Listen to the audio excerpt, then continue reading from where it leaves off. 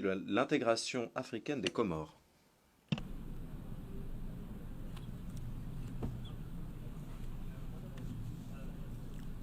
Excellences, Monsieur le Président de l'Assemblée générale, Majesté, Altesse, Excellences, Mesdames et Messieurs les chefs de délégation, Mesdames et Messieurs, Assalamu alaikum wa rahmatullahi ta'ala wa barakatuh. J'ai l'honneur de vous transmettre les chaleureuses salutations de Son Excellence M. Azali Assoumani, président de l'Union des Comores, ainsi que ce vœu de plein succès et réussite dans la conduite de ces travaux d'importance planétaire. Permettez-moi tout d'abord d'exprimer aux autorités américaines, au nom de la délégation comorienne, nos sincères remerciements pour l'accueil chaleureux qu'elles nous ont réservé à New York, dans le cadre de notre participation à cette 79e session de l'Assemblée générale des Nations unies. Je voudrais ensuite adresser mes chaleureuses félicitations à Son Excellence M. Philomo Yang pour sa brillante élection à la présidence de la 79e session ordinaire de l'Assemblée générale des Nations unies et lui dire combien nous nous sentons honorés en tant qu'Africains par cette présidence. Je rends d'autre part un hommage mérité à Son Excellence M. Denis Francis pour son leadership avisé et son engagement en faveur de la paix et du développement durant la présidence de la 78e session dont il a parfaitement dirigé les travaux. J'adresse enfin, au nom de mon pays, tous mes remerciements à Son Excellence M. Antonio Guterres, secrétaire général de l'ONU, pour son investissement au service de la paix et du développement. Monsieur le Président, ces sessions de l'Assemblée générale de l'ONU s'ouvrent encore une fois un moment particulièrement délicat de la vie de la communauté internationale. Depuis le 22 février 2022, la guerre en Ukraine ne cesse de ravager deux grands pays européens, mettant en danger l'équilibre du monde. Au nom de l'Union des Comores, j'implore les dirigeants russes et ukrainiens à emprunter le chemin du dialogue et de la négociation. Je les sollicite pour leur peuple, pour la marque qu'ils laisseront dans l'histoire, mais aussi parce que le cessez-le-feu d'abord, la paix ensuite, sont les conditions indispensables d'un apaisement économique et social et alimentaire pour le monde entier, et en particulier pour l'Afrique qui souffre tant de ce conflit. Parlant de la Palestine, au vu de réalités vécues au quotidien, nul doute que nous ne sommes pas dans une logique de légitime défense. Cette guerre marquée par une disproportion des forces, ciblant en majorité des innocents, n'était autre que génocide perpétré par les forces israéliennes à Gaza et qu'il nous faut condamner et auquel il est urgent de mettre un terme. Les affres subies par le peuple de Palestine se traduisent à nos jours par la mort de plus de 40 000 personnes, dont des femmes et des enfants innocents, plus de 40 000 blessés, de déplacements forcés, de milliers de personnes dans des conditions inhumaines et une destruction systématique des hôpitaux et des logements sociaux. L'Union des Comores, tout en réitérant son entière solidarité et son soutien sans faille à l'endroit du peuple frère de Palestine, lance un appel pressant à la communauté internationale en vue d'agir pour une cessation immédiate des hostilités et pour une reprise rapide de l'acheminement de l'aide humanitaire. Nous appelons aussi à une solution juste et durable, fondée sur le droit international et les résolutions pertinentes des Nations unies. Nous exhortons en particulier la communauté internationale à œuvrer rapidement en vue de parvenir à une solution à deux États, un État palestinien souverain avec Jérusalem-Est comme capitale et vivant côte à côte en parfaite sécurité avec Israël. Nous saluons l'admission de l'État de Palestine en tant que membre de plein droit de l'ONU à sa participation aux travaux de l'ONU à compte de la présente session. Je rappelle aussi que la situation est également très grave en Cisjordanie et comme le souligne le cardinal Pizzaballa, patriarche latin de Jérusalem, ce qui se passe est un exemple palpable et concret dont la façon dont la haine, le ressentiment, le mépris ont conduit à des formes de violence de plus en plus extrêmes et de plus en plus difficiles à contenir. La situation au Soudan retient également toute notre attention. Nous appelons les deux parties au conflit à la retenue pour épargner les populations des affres de cette guerre qui, pour des frères, n'a que trop duré. S'agissant du Sahara occidental, l'Union des Comores estime que le plan d'autonomie de ces territoires au sein du royaume charifien, présenté de 2007 par les autorités marocaines, constitue le moyen le plus sûr de parvenir à un règlement durable des conflits anachroniques dont la perpétuation serait contraire aux intérêts même des populations concernées au développement économique de toute la région. Mon pays appelle donc les parties prenantes à y adhérer et enjoint la communauté internationale de leur apporter son soutien. Je voudrais d'autre part souligner que le droit international et l'ouverture au dialogue doivent prévaloir dans l'appréhension des problèmes et surtout politiques. Il en va de même concernant le respect de l'intégrité territoriale des États. Aussi, s'agissant de la question de l'île comorienne de Mayotte, je voudrais rappeler que l'unité comorienne est une réalité fondée sur des données ethno-géographiques, linguistiques, religieuses et économiques, malgré le caractère insulaire du pays. À cela s'ajoute un attachement du pays aux principes sacro-saints du droit international et des résolutions pertinentes des Nations Unies, lesquelles reconnaissent la souveraineté des Comores sur l'île de Mayotte. Ainsi, j'ai saisi l'occasion de ma présence sur cette tribune des Nations Unies, symbole du multilatéralisme par excellence, pour réaffirmer la constance du gouvernement comorien dans sa volonté de respecter le droit et son ouverture au dialogue pour ce différend qui oppose l'Union des Comores à la France, afin de parvenir à une solution juste et durable, capable de préserver les intérêts partagés entre nos deux pays amis. L'Union des Comores réitère son adhésion à la résolution adoptée par le sommet de l'avenir, tenu ce 22 septembre 2024, en marge des travaux de cette Assemblée générale des Nations unies.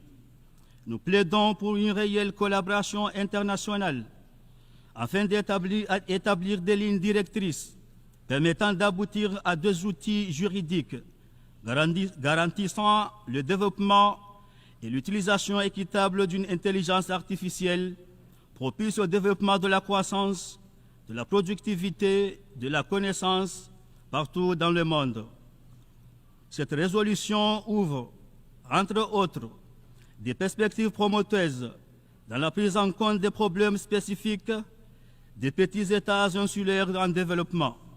Dans ce cadre, la conférence CID4, qui s'est tenue en mai dernier à Antigua et Barbuda, a marqué elle aussi un nouveau progrès dans cette prise de conscience universelle. C'est aussi parce que nous appelons au strict respect de l'accord de Paris et à un soutien financier et technique conséquent que nous attendons avec beaucoup d'intérêt la prochaine conférence sur le financement du développement prévue en Espagne en 2025. Cette conférence constituera une opportunité pour les États du Sud de plaider pour les réformes des banques et institutions multilatérales de développement et d'obtenir en faveur de nos pays un cadre prévisionnel de ressources durables, accessibles, prévisibles. Pour assurer le succès de cet événement, je souhaite que les pays concernés au premier chef ne tardent pas à se réunir pour travailler ensemble à la formulation de leurs propositions. Monsieur le Président, la paix et la stabilité politique sont les deux piliers essentiels devant soutenir toute action de développement. Aussi, à la suite des élections du 14 janvier 2024, ayant reconduit son Excellence M. Azali Assoumani à la magistrature suprême du pays, celui-ci s'est attelé à poursuivre la noble mission d'accélérer l'émergence des Comores d'ici 2030. L'engagement du chef de l'État pour accélérer l'émergence du pays s'est traduit par la réalisation des projets phares contenus dans le plan Comores émergents et présenté lors de la conférence de partenaires au développement des Comores tenue à Paris en décembre 2019. Le plan Comores émergent dispose également des projets structurants dont le programme de développement de l'économie bleue, secteur préporteur qui constitue l'un des moteurs de la transformation économique et sociale. Conscient du rôle crucial de l'économie bleue et en tenant à relever la particularité des États insulaires, mon pays a organisé à Moroni, en juin 2023, sous la présidence comorienne de l'Union africaine et avec l'appui de certains partenaires, la conférence des ministres sur l'économie bleue et l'action climatique sous le thème « Les États insulaires à l'avant-garde ». Celle-ci a vu la participation de tous les États insulaires et côtiers d'Afrique. La déclaration de Moroni, adoptée à l'issue de cette conférence, détermine entre autres les éléments de la feuille de route à exécuter en vue de la prise en compte de la particularité et de la vulnérabilité de ces États par la communauté internationale. La prochaine conférence sur les océans nous offrira l'occasion de présenter la déclaration de Moroni, dont les engagements convergent avec les objectifs mondiaux en matière de développement durable. Monsieur le Président, le gouvernement comorien accorde une attention particulière à la jeunesse. Plusieurs initiatives sont en cours pour développer l'entrepreneuriat de jeunes, assurer de meilleures opportunités d'emploi dans les divers secteurs et leur faire jouer un rôle de premier plan dans le développement socio-économique du pays. La promulgation de la loi Un jeune, un emploi traduit cette volonté qui l'anime. L'attachement du chef de l'État de l'Union des Comores à l'épanouissement de la jeunesse, mais aussi la confiance qu'il accorde à cette catégorie de la population pour impulser une dynamique nouvelle en tant que force motrice du pays, l'a conduit à nommer, il y a quelques mois, un gouvernement majoritairement formé de jeunes cadres. Il a ainsi pris le pari d'engager avec la jeunesse la transformation du pays pour le renouveau des Comores. Au-delà de ces domaines clés, le chef de l'État a également retenu le sport, la culture, l'art et le patrimoine dans son agenda quinquennal, marquant ainsi son intérêt pour ce volet social qui contribue à bien façonner et à bien renforcer notre identité nationale.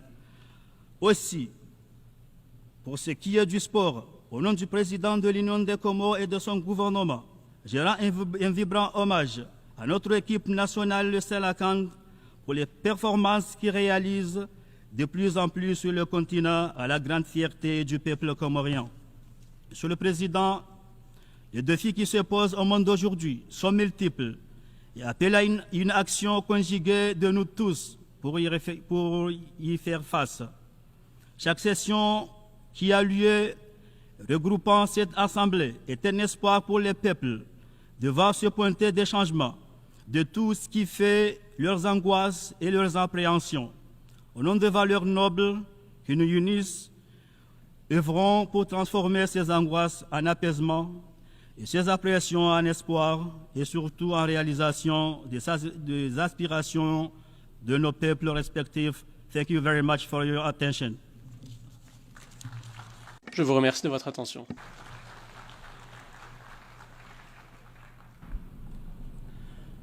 I thank the Minister for Foreign Affairs and International.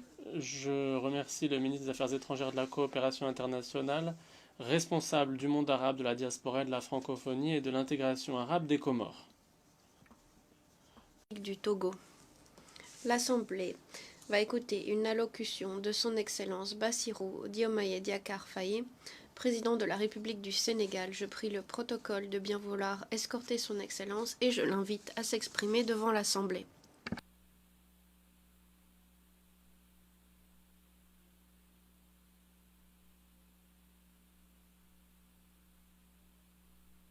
Président de l'Assemblée générale, Mesdames, Messieurs les chefs d'État et de gouvernement, Monsieur le secrétaire général, Madame la secrétaire générale adjointe, Mesdames, Messieurs, distingués invités. Avant tout propos, je voudrais saisir cette tribune pour saluer à nouveau la mémoire de mon compatriote, Amadou Makhtar Mbow, qui vient de nous quitter. Ancien directeur général de l'UNESCO de 1974 à 1987, il fut un homme d'État émérite et un fervent acteur panafricain de la lutte pour les indépendances. Je félicite M.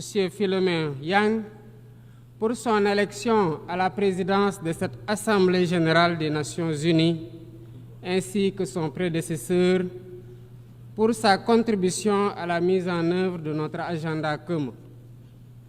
À travers vous, je formule mes vœux de succès dans la conduite de nos travaux.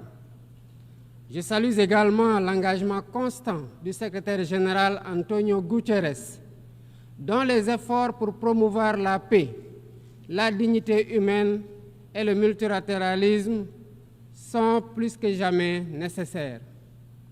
Le Sénégal renouvelle son plein soutien à sa mission en ces temps de turbulence mondiale.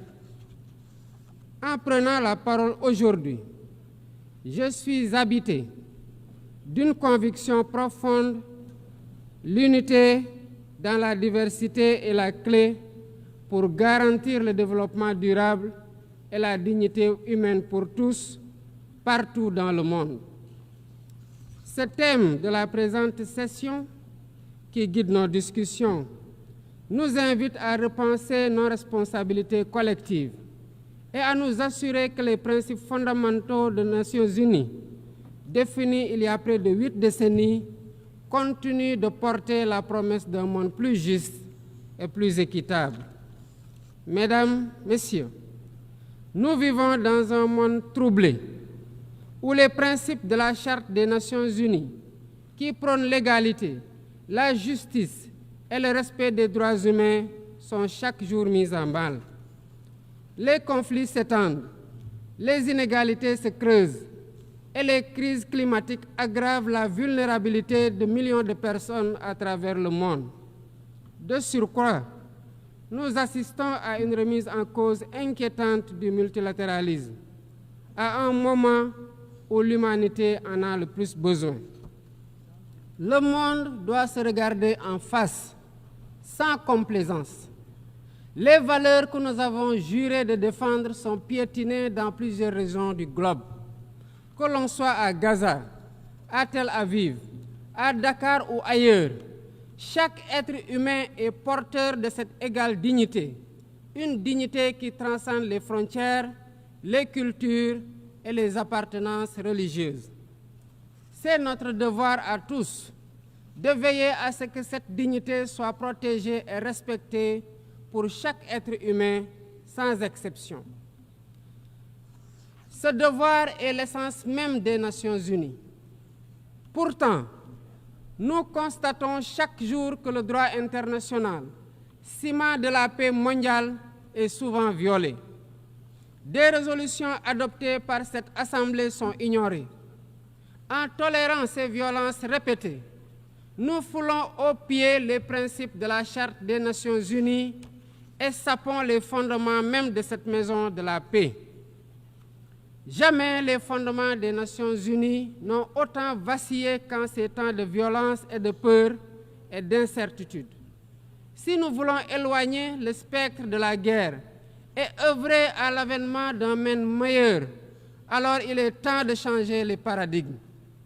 Il est temps de remettre l'humain au centre de l'agenda international, comme nous y invite le thème de cette session. Monsieur le Président, Mesdames, Messieurs, nous ne voulons plus fermer les yeux sur la tragédie qui se déroule dans le Sahel. Des groupes terroristes sèment la terreur, pillent, tuent les populations civiles innocentes. Cette région, autrefois stable, est désormais en proie à une violence quotidienne, tandis que les Nations Unies, particulièrement le Conseil de sécurité, restent trop souvent inertes. De même, nous ne pouvons pas accepter que le Sahel devienne le théâtre de rivalités de puissances étrangères dont les affrontements ne font qu'aggraver la déstabilisation de la région.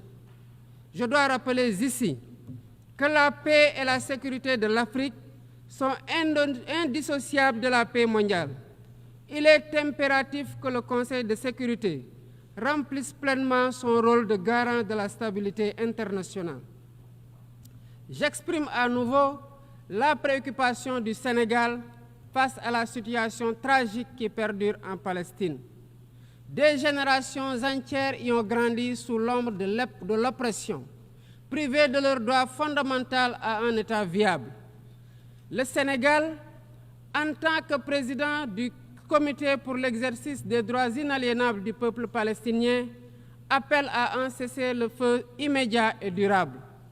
Nous réitérons notre soutien à la solution des deux États, avec Jérusalem-Est comme capitale de la Palestine, conformément aux résolutions pertinentes des Nations Unies. Cette guerre qui n'épargne ni femmes, ni enfants, ni infrastructures vitales est une plaie ouverte sur la conscience internationale. Il est impératif que le droit international humanitaire soit rétabli dans toutes les zones de conflit et que les Nations Unies jouent pleinement leur rôle de médiateur et de garant de la paix.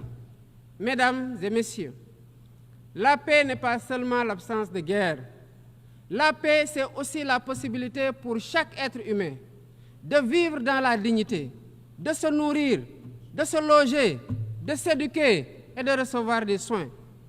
Or, aujourd'hui, plus de 750 millions de personnes ne mangent pas à leur faim et des millions basculent chaque jour dans l'extrême pauvreté. Ces chiffres éloignent de plus en plus le monde des objectifs de développement durable fixés pour 2030. Nous ne pouvons plus accepter que les mécanismes de gouvernance mondiale continuent de reproduire ces inégalités. Il est alors temps de rompre avec la logique du chacun pour soi et de bâtir un nouveau contrat social global fondé sur la solidarité et la coopération. Ce contrat doit inclure des réformes majeures pour s'attaquer aux défis politiques, économiques, environnementaux de notre époque. Premièrement, il est impératif de sauvegarder et de renforcer le multilatéralisme comme cadre unique d'action pour la paix et la sécurité internationale. Cela passe par une réforme urgente des institutions mondiales, notamment le Conseil de sécurité, le FMI, la Banque mondiale, afin qu'elles soient plus inclusives et qu'elles reflètent les réalités géopolitiques et économiques actuelles. Le continent africain, en particulier, doit avoir une place plus importante dans ces instances de décision. Deuxièmement, il est temps de corriger les injustices économiques qui freinent le développement de nombreux pays du Sud. Le commerce illégal, l'évasion fiscale, les flux financiers illicites et les congés fiscaux abusifs ruinent les pays en développement, notamment en Afrique. Ces injustices doivent être corrigées pour permettre à tous les pays de participer pleinement au commerce mondial et de bénéficier de la croissance économique. Troisièmement, il est essentiel de garantir avec détermination et d'agir avec détermination contre le réchauffement climatique en respectant le principe de responsabilité commune mais différenciée. Les pays industrialisés responsables historiques des émissions massives de gaz à effet de serre doivent intensifier leurs efforts pour financer une transition énergétique juste et équitable qui ne pénalise pas les pays en développement. Nous devons impérativement protéger notre planète sans sacrifier les droits des nations les plus vulnérables à poursuivre leur développement. Quatrièmement, il est nécessaire de rompre avec toute tentative d'imposer des normes civilisationnelles unilatérales. Depuis son indépendance, le Sénégal a toujours défendu l'égale dignité des cultures et des civilisations. Et cette diversité doit continuer à être la base de la coexistence pacifique entre les peuples.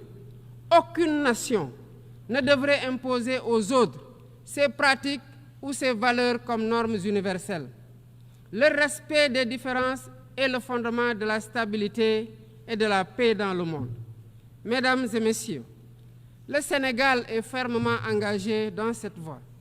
Nous avons choisi de bâtir un État résolument tourné vers le développement durable avec des initiatives ambitieuses dans des domaines tels que les énergies propres, la souveraineté alimentaire et la gouvernance transparente.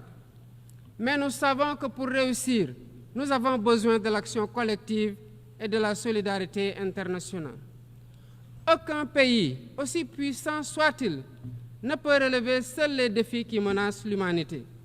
Il nous faut donc agir ensemble, unis dans la diversité, pour construire un avenir où la dignité humaine est respectée, où la justice prévaut et où la prospérité est partagée.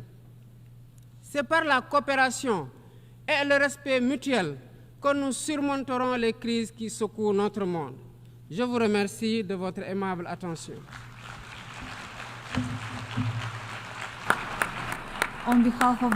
Au nom de l'Assemblée, je remercie le président de la République du Sénégal.